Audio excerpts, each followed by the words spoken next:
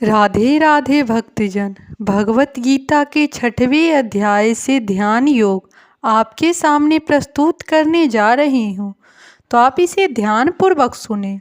अध्याय 6 से श्लोक 20, 21, 22, 23 में बताया गया है भक्तजन, सिद्धि की अवस्था में जिसे समाधि कहते हैं, मनुष्य का मन योगाभ्यास द्वारा भौतिक मानसिक क्रियाओं से पूर्णतः संयमित हो जाता है। इसी सिद्धि की विशेषता यह है कि मनुष्य शुद्ध मन से अपने को देख सकता है और अपने आप में आनंद उठा सकता है। उस आनंदमय स्थिति में वह दिव्य इंद्रियों द्वारा असीम दिव्य सुख में स्थिर रहता है। इस प्रकार स्थापित मनुष्य कभी सत्य से विपथ नहीं होता और इस सुख की प्राप्ति हो जाने पर वह इससे बड़ा कोई दूसरा लाभ नहीं मानता। ऐसी स्थिति को पाकर मनुष्य बड़ी से बड़ी कठिनाई में भी विचलित नहीं होता। यह निसंदेह भौतिक संघर्ष से उत्पन्न होने वाले समस्त दुखों से वास्तविक मुक्ति है। अब इस श्लोक का विस्तार में अध्ययन हुआ है।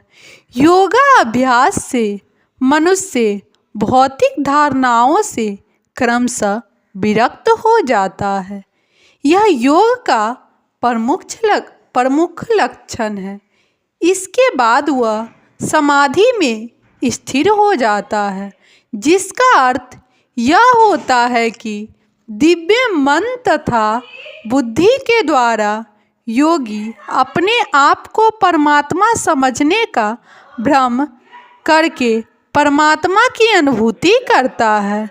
योगा अभ्यास बहुत कुछ पतंजलि की पद्धति पर आधारित है।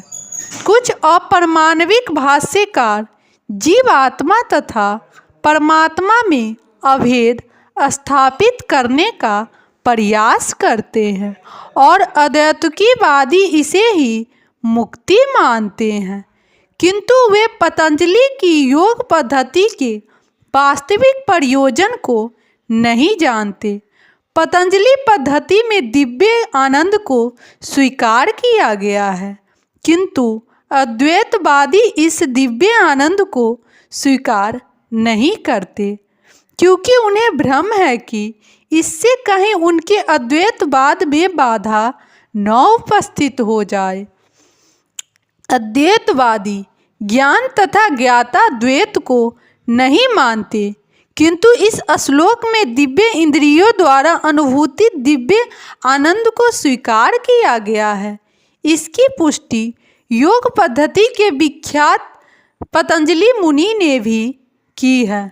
योग सूत्र में महर्षि कहते हैं, पुरुषार्थ शून्यता गुणामा प्रतिप्रसव कैवल्य स्वरूप प्रतिष्ठा व चिति सत्रिति। यह चिति शक्ति अंतरंगा शक्ति दिव्य है। पुरुषार्थ का तात्पर्य धर्म अर्थ काम तथा अंत में परम ब्रह्म से तात्म्य या मोक्ष है। अद्वैतवादी परम ब्रह्म से इत्तात्म्यता को कैवल्य कहते हैं, किंतु पतंजलि के अनुसार कैवल्य न में वह अंतरंगा या दिव्य शक्ति है, जिससे जीव आत्मा अपनी स्वाभाविक स्थिति से अलग हो जाता है।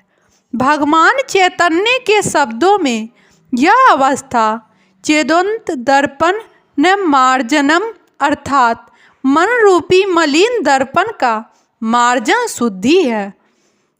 यह मार्जन वास्तविक में मुक्ति या भव महाद्वान निर्वाणनम है।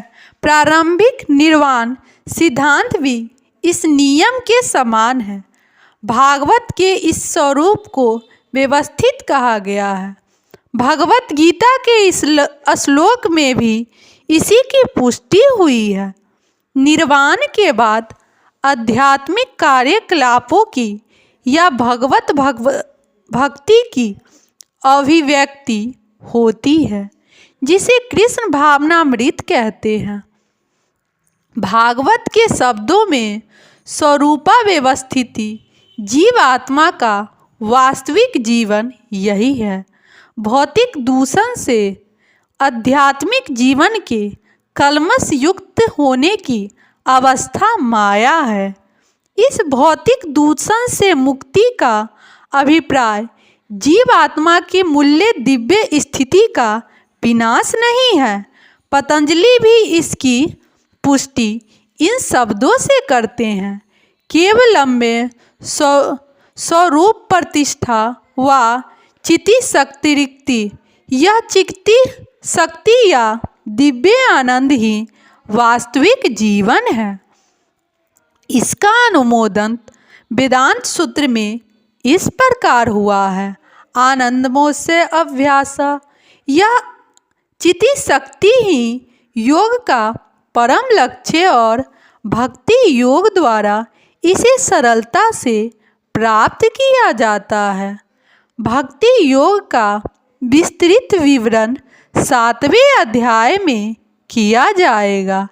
इस अध्याय में वर्णित योग पद्धति के अनुसार समाधि 2 प्रकार की होती है, संप्रज्ञान तथा असंप्रज्ञान समाधियाँ। जब मनुष्य विभिन्न दार्शनिक शोधों के द्वारा दिव्य स्थिति को प्राप्त होता हो तो यह कहा जाता है कि उसे संप्रदान समाधि प्राप्त हुई है। असंप्रज्ञात समाधि में संसारी आनंद से कोई संबंध नहीं रहता, क्योंकि इसमें मनुष्य इंद्रियों से प्राप्त होने वाले सभी प्रकार के सुखों से परे हो जाता है। एक बार इस दिव्य स्थिति को प्राप्त कर लेने पर योगी कभी उसे डींगता नहीं। जब तक योगी इस स्थिति को प्राप्त नहीं कर लेता तब तक वह असफल रहता है। आजकल के तथाकथित योगाभ्यास में विभिन्न इंद्रिय सुख सम्मिलित है, जो योग के सर्वथा विपरीत है। योगी होकर यदि कोई मैथुन तथा मादक द्रव्य सेवन में अनुरक्त होता है तो यह उपहासजनक है। जहाँ तक कि जो योगी योग की सिद्धि के प्रति आकृष्ट रहते हैं वे भी योग के आरूढ़ नहीं कहे जा सकते। यदि योगी जन योग की अनुशंसित वस्तुओं के प्रति आकृष्ट है तो उन्हें सिद्ध अवस्था को प्राप्त हुआ नहीं कहा जा सकता, जैसा कि इस श्लोक में कहा गया है। अतः जो व्यक्ति आसनों के प्रदर्शन या सिद्धियों के चक्कर में रहते हैं उन्हें यह समझ लेना चाहिए कि इस प्रकार से योग का मुख्य उद्देश्य ही समाप्त हो जाता है। इस युग में योग को सर्वोत्तम पद्धति कृष्ण भावनामृत है, जो निराशा उत्पन्न करने वाली नहीं है। एक कृष्ण भावना भावित व्यक्ति अपने धर्म में इतना सुखी रहता है कि उसे किसी अन्य सुखी की आकांक्षा नहीं रह जाती। इस दंभ प्रधान युग में हठ योग, ध्यान योग तथा ज्ञान योग का अभ्यास करते हुए अनेक अवरोध आ सकते हैं, किंतु कर्म योग या भक्ति योग का पालन में ऐसी समस्या सामने नहीं आती।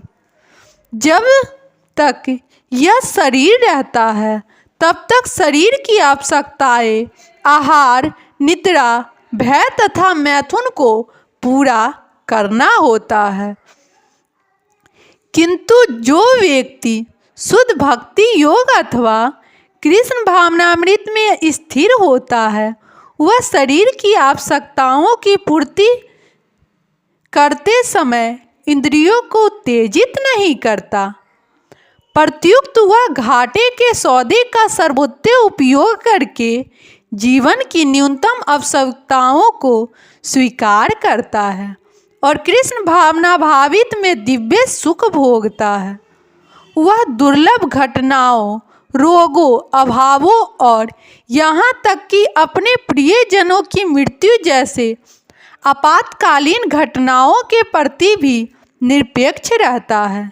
किंतु कृष्ण भावना भावित या भक्ति योग संबंधी अपने कर्मों को पूरा करने में वह सदैव सचेष्ट रहता है। दुर्घटनाएं उसे कर्तव्य पथ से विचलित नहीं कर पाती, जैसा कि भगवत गीता में कहा गया है, अपमाने पान्यो नित्य स्थिति तीक्ष्ण स्वभाव। भारत में वह इस प्रासंगिक घटनाओं को सहता है, क्योंकि वह यह भली भांति जानता है कि ये घटनाएं ऐसे ही आती जाती रहती है और इससे उसके कर्तव्य पर कोई प्रभाव नहीं पड़ता। इस प्रकार वह योगा अभ्यास में परम सिद्धि प्राप्त करता है। राधे राधे भक्तजन।